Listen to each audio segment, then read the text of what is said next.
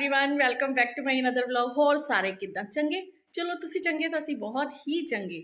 आज काफ़ी टाइम बाद फिर से मैं व्लॉग शूट कर रही हूँ। बीच में बिल्कुल मेरा मूड जरा सा हो नहीं रहा था, मौसम भी काफ़ी बदल गया है।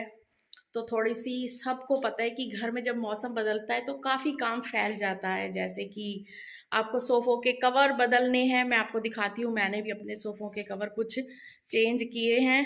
पहले यहाँ पर वाइट कलर का नेट का था और ये भी वाइट कलर के थे, वो भी वाइट कलर का नेट का था और वो भी वाइट कलर के थे। ये अब मैंने सब सर्दी के हिसाब से सारा कुछ इसका भी चेंज किया है, साथ में ही ये भी चेंज कर लिया। पहले यहाँ मैंने वाइट नेट के लगा रखे थे, इसके साथ साथ ही अब बेड पे भी गरम चादर बिछाई है। ये इस पे कवर, पहले हम कंबल ऐसे ही ओढ़ रहे थे लेकिन अब कंबलों पे गरम कवर चढ़ा दिया है। और इसके साथ साथ ही काफ़ी कुछ और चेंज करना पड़ता है कि अपने लिए गरम कपड़े निकालने पड़ते हैं एक एक करके। कभी सोचते हैं अभी इनकी ज़रूरत नहीं है, ये ना निकालो, इनकी ज़रूरत नहीं है, ये ना निकालो, लेकिन धीरे धीरे करके सभी का काम बढ़ जाता है। सॉक्स निकाली, कैप निकाली, अलमारियां सेट करी सबकी, गर्मी के कपड़े साइड में रखे, सर्दी के कपड़े साइड में रखे। कुछ इस तरीके से ही काम चलता आ रहा था। और अभी इस वक्त बज रहे हैं शाम के 5 और बाहर मुझे लग रहा है अंधेरा होना स्टार्ट हो गया है, क्योंकि अभी तो मैंने बाहर बैठ के चाय पी थी किसी के साथ और पिनिया बनाई थी।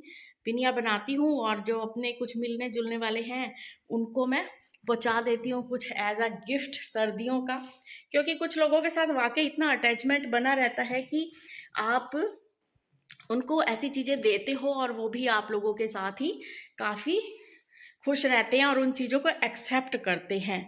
इसके साथ ही मैं यहाँ पर ले आई हूँ अब तरीके का, ये इसको क्या बोलते हैं मुझे पता नहीं है।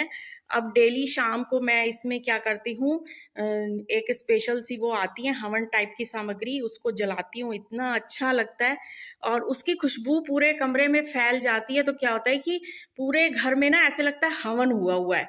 और इसके साथ ही 2-3 दिन उसका रह जाता है अच्छा खासा असर।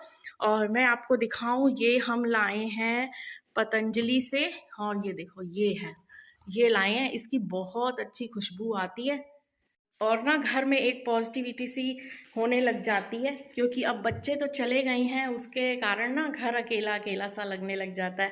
बच्चों के सुबह शाम कॉल तो आते हैं लेकिन फिर भी घर बहुत खाली खाली और सूनापन लग जाता है।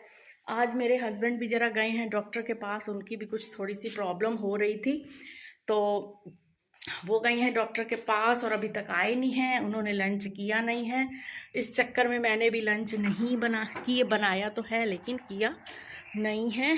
और इसके साथ ही क्यारी में खिले हैं ये देखो गुलाब के फूल जो सर्दियों में उगते हैं, लेकिन इस बार सर्दियों में मेरा मूड बड़ा ऑफ हो गया। ये देखो ये मेरी मूलियाँ बिल्कुल भी नई ढंग से उगी और ये टमाटर का पेड़ तो हो रहा है और अमरूद का पेड़ भी कुछ ऐसा हो गया सर्दियों में। अच्छा खासा अमरूद 2-4 पके हैं, वो हमने उतार के खा लिए हैं। ये देखो ये छोटे छोटे फिर से अमरूद आने स्टार्ट हो गए हैं। ये मूलियों का बीज इस बार मैंने 2 बार बोया है, दोनों बार खराब हो गया है। और ये देखो ये ना मैं मेथी भिगो के पीती हूँ, तो उसको अब मैंने एक बार ऐसे फेंका है क्योंकि मेरी कुछ कमर में दर्द हो रही है। उसकी वजह से क्या हुआ कि कमर में पेन होने की वजह से मैं झुक नहीं पा रही और झुक के मैं कोई काम नहीं कर पा रही, सीधा सीधा ही काम कर रही हूँ।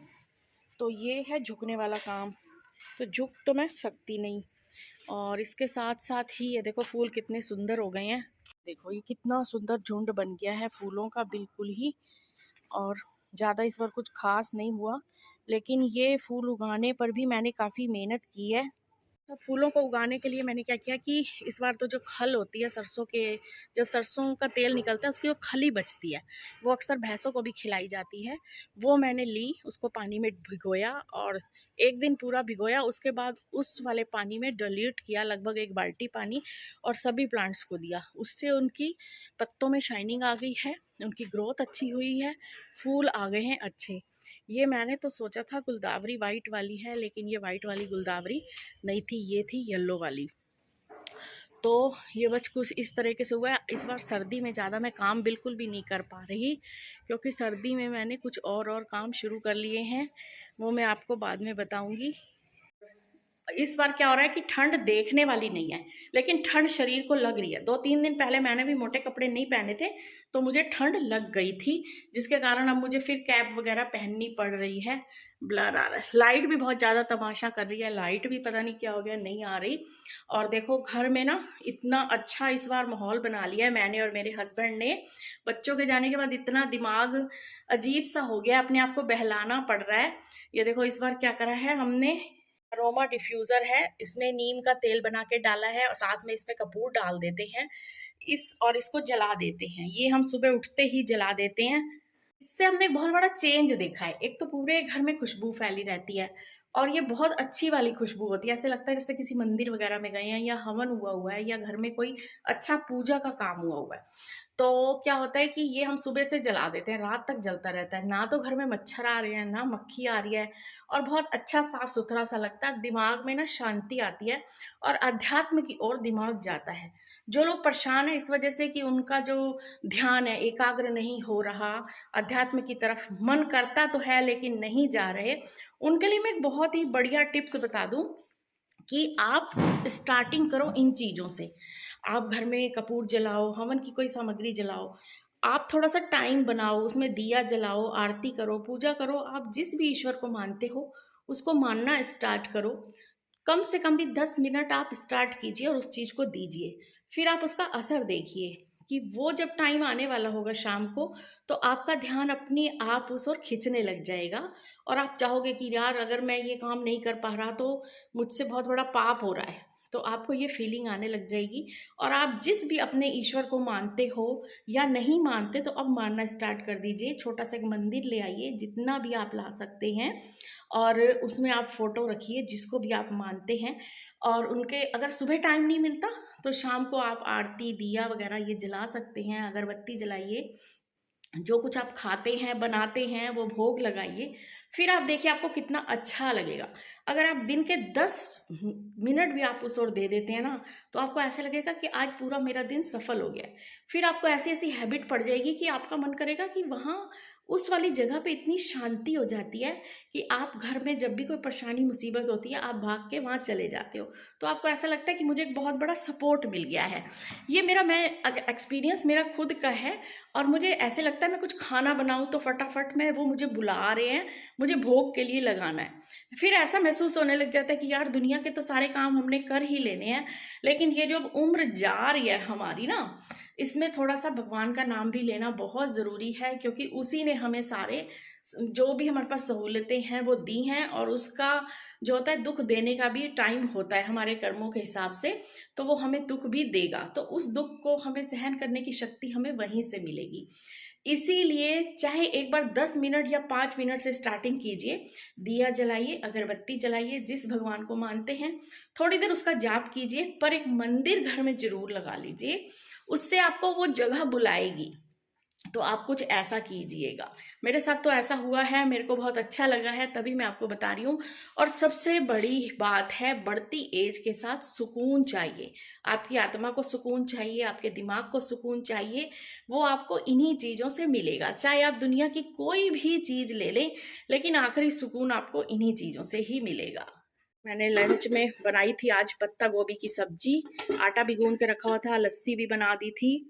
इन हस्बैंड को डॉक्टर के पास काफ़ी टाइम लग गया है। अभी मैंने फ़ोन किया है तो अब उनका नंबर आया है, तो उन्होंने खाना नहीं खाया तो मैंने भी नहीं खाया। अब वो आएँगे तो खाना बनाऊँगी। तब तक जो मेरे पास टाइम था, मैं क्या कर रहा था, मैंने सोफ़े का कवर बनाना था, उसके लिए मैं कपड़ा ले आई थी, वाइट कलर का सोफ़े का कवर। इसको अब मैंने कटिंग कर ली है नाप के और अब मैंने इसकी जो साइड की कन्नियाँ होती हैं उनको उलेड़ना है, सिलाई लगानी है यानी कि। तो वो मैं लगाती हूँ और फिर मैं उसको धीरे-धीरे तैयार करूँगी। जो उसका और भी सामान लाना है वो मेरे पास अभी नहीं है, उसको मैं मार्केट जाऊँगी किसी टाइम और लेके आऊँगी। फ़िलहाल मैं बनाऊँगी अब शाम को, क्योंकि रोटी सब्ज़ी अब बनानी नहीं है, सिर्फ़ फुलके बनाने हैं, बाकी सारा काम हुआ पड़ा है। तो उस टाइम को मैं यूटिलाइज़ करती हूँ क्योंकि अब कोई डिस्टर्ब करने वाला भी नहीं है।